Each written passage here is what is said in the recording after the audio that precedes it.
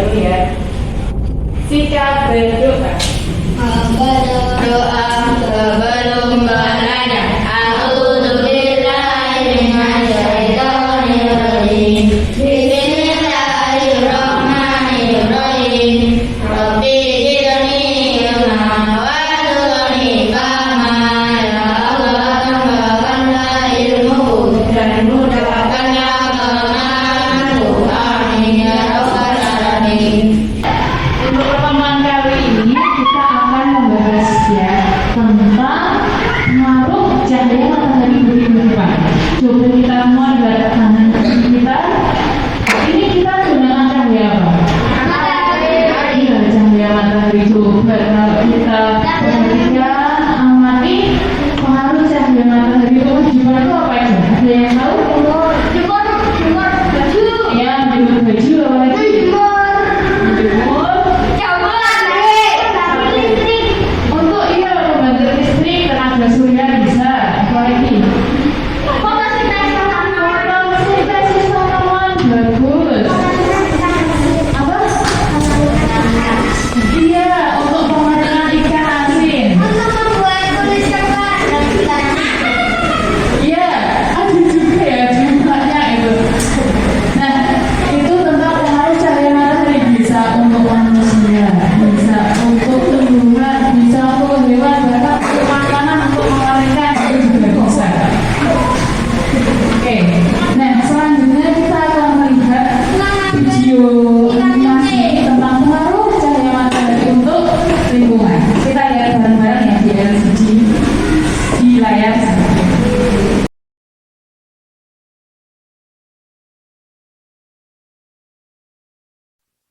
Manfaat energi matahari untuk manusia, hewan, dan tumbuhan. Di siang hari yang terik, kita kadang tidak mau keluar rumah karena cahaya matahari yang panas dan menyilaukan. Tapi tahukah teman-teman, ternyata energi matahari itu bermanfaat untuk makhluk hidup. Energi matahari sendiri merupakan pancaran cahaya dan panas dari matahari. Panas matahari ini berasal dari sebuah proses yang disebut reaksi fusi nuklir. Proses ini menghasilkan tekanan kuat di inti matahari yang bisa menciptakan panas sampai suhunya sekitar 15 juta derajat Celcius. Lalu apa saja manfaat energi matahari untuk manusia, hewan, dan tumbuhan ya? Yuk kita simak. 1. Manfaat energi matahari untuk manusia. Saat kita berjemur di bawah sinar matahari pagi, tubuh kita bisa memproduksi lebih banyak vitamin D. Vitamin D ini penting untuk menjaga sistem imun tubuh dan meningkatkan fungsi metabolisme. Selain itu, energi matahari juga merupakan sumber energi yang tidak akan pernah habis dan tidak menyebabkan polusi. Maka itu, kita bisa memanfaatkan energi matahari pada rumah kaca untuk pertanian dan sebagai sumber daya listrik. Sumber daya listrik bisa digunakan untuk berbagai hal, mulai dari sumber listrik untuk rumah, gedung, sampai bahan bakar mobil listrik. 2. Manfaat energi matahari untuk hewan. Hewan juga membutuhkan cahaya matahari dalam jumlah yang cukup untuk energi dan sumber makanan.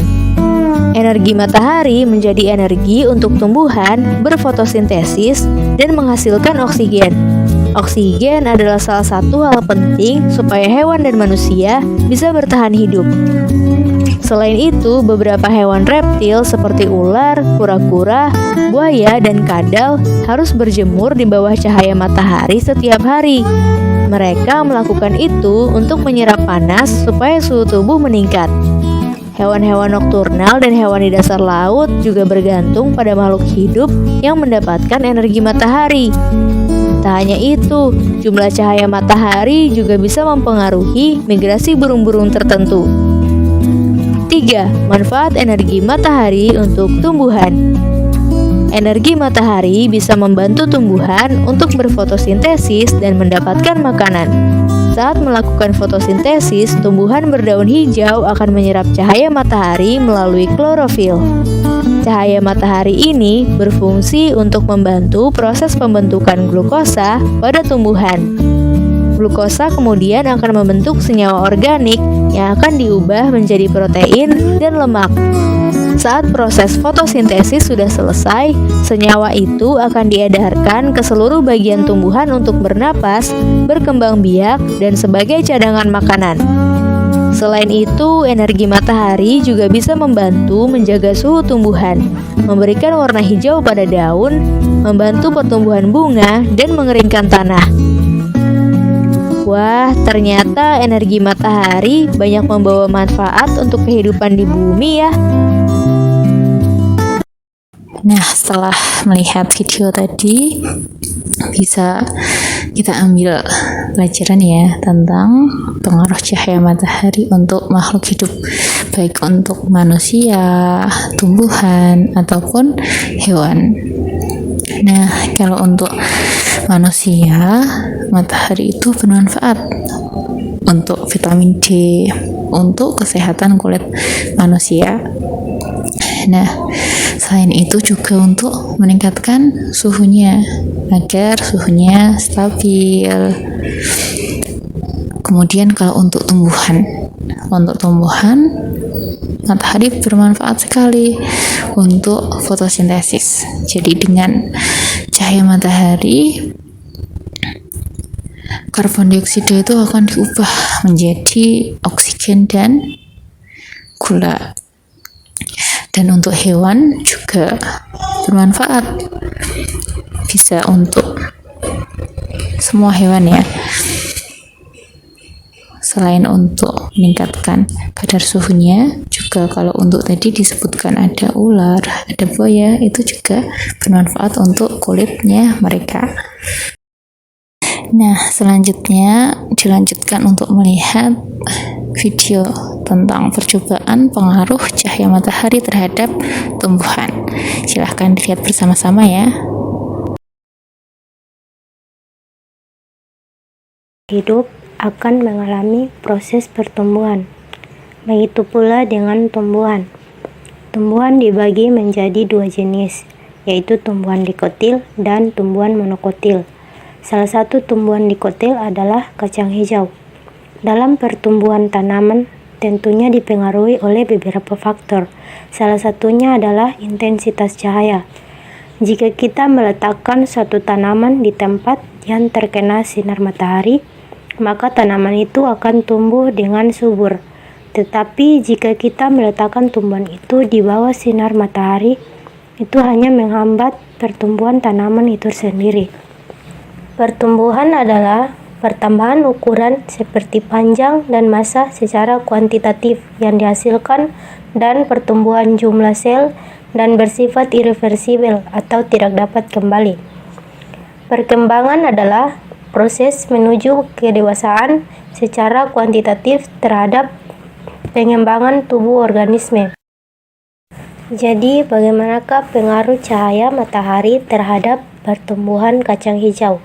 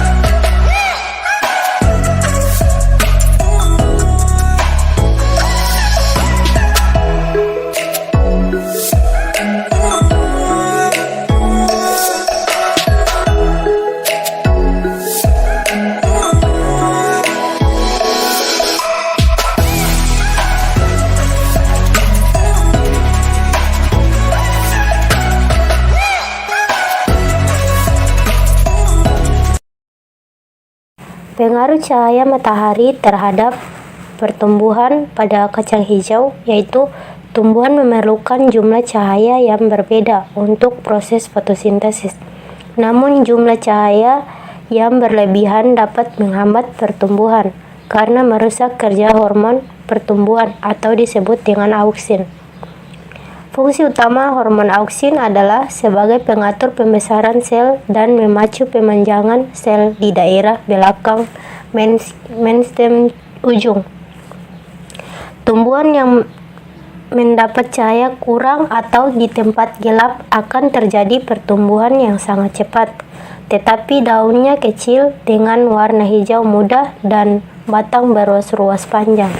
Jadi dapat kita ketahui bahwa tinggi tanaman kacang hijau yang diletakkan di tempat gelap atau tidak terkena cahaya matahari jauh lebih tinggi dibanding tanaman kacang hijau yang diletakkan di tempat terang atau terkena cahaya matahari.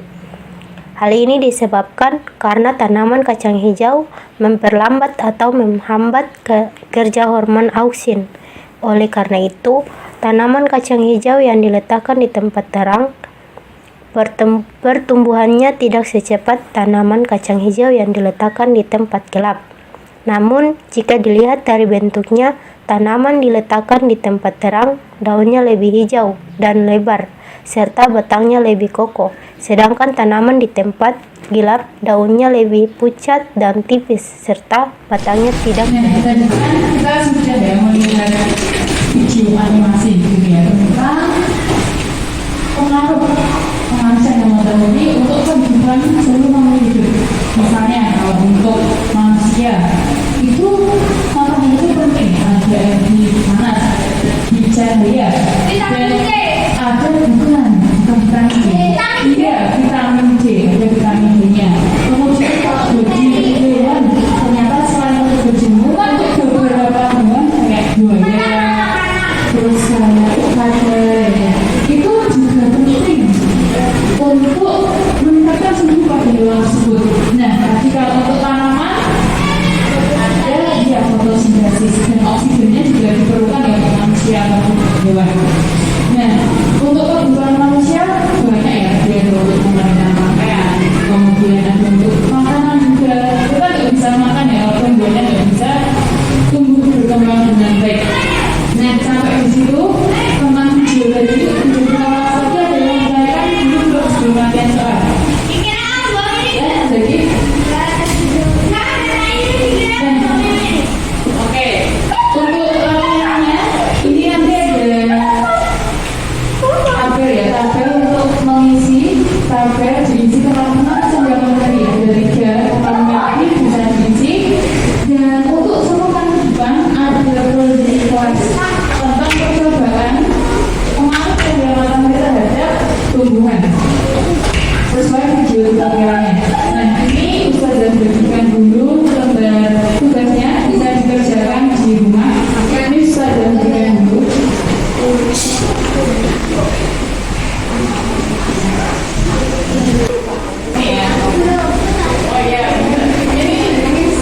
Sampai di situ dulu.